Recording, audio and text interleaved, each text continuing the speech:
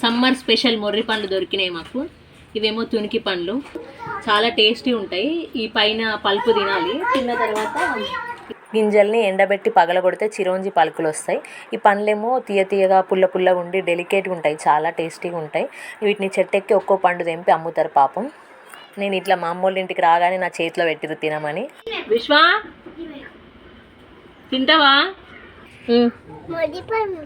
మరి చప్పరియాలి, అట్లా కొరుక్కుంటూ తినద్దు. అది బ్లాక్బెర్రీలు కావు, అవి